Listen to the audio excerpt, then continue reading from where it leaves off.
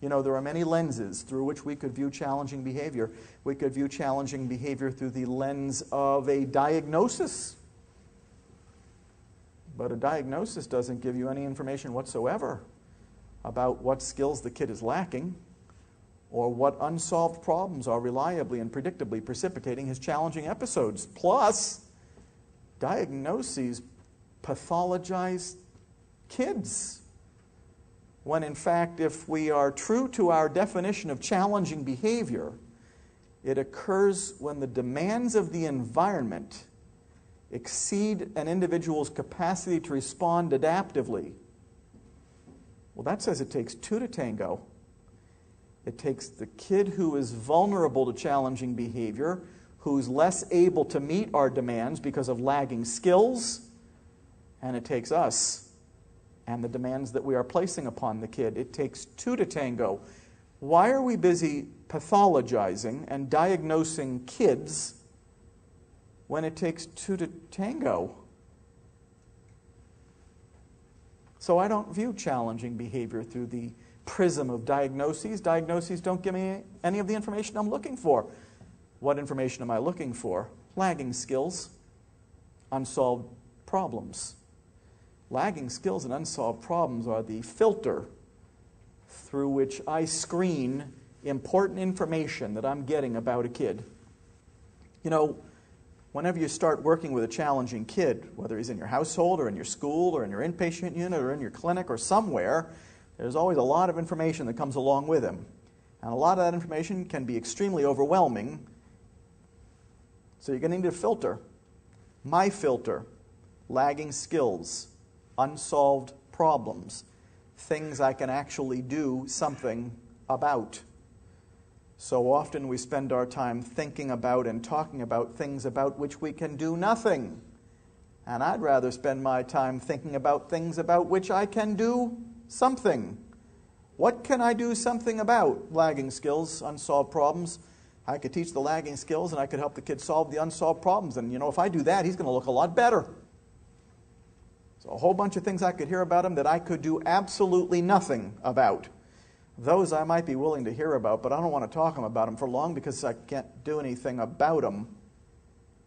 So I don't view kids through the prism of diagnoses anymore.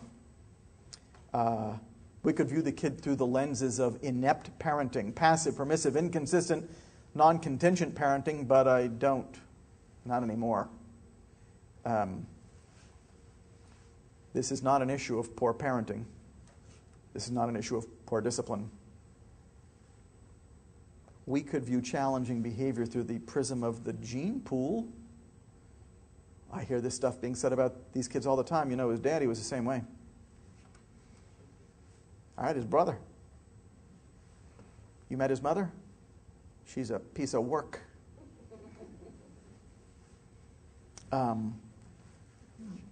Maybe.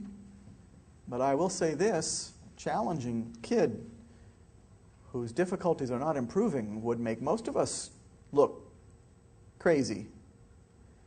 So I don't judge people if they look crazy and they have a challenging kid.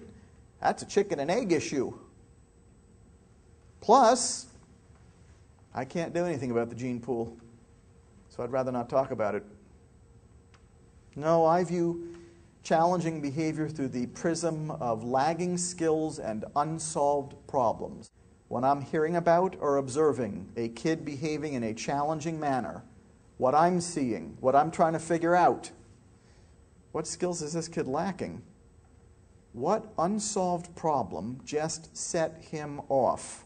And then I get to work. But the debate rages, is this poor motivation or is he lacking skills? Is it can't or won't?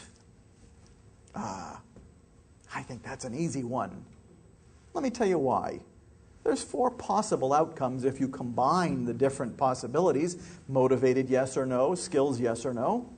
Here's your 4 possible outcomes. Let's take the easy ones. Skills, yes. Motivated, yes. You've got all the ingredients you need. I would expect an adaptive outcome. Skills, no. Motivation, no. You have none of the ingredients you need. I would expect a maladaptive outcome.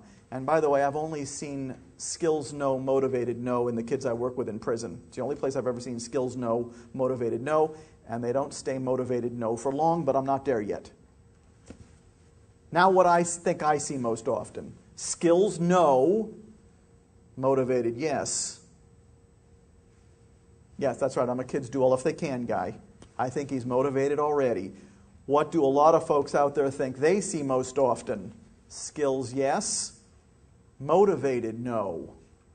Well, now that's going to lead you straight to interventions aimed at motivating kids. But whenever I'm like in a school or in an inpatient unit, sometimes they'll say to me, I know you say that those skills yes, motivated no kids don't exist, but we got one right here.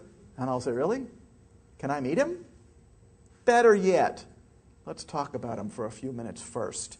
And then what I do is I have people pull out this form that I use. It's an instrument that I used called the Assessment of Lagging Skills and Unsolved Problems. It's a list of the lagging skills that frequently are found in challenging kids. And I say, can we just let's take a few minutes and go down this list and see if this kid is lacking any skills?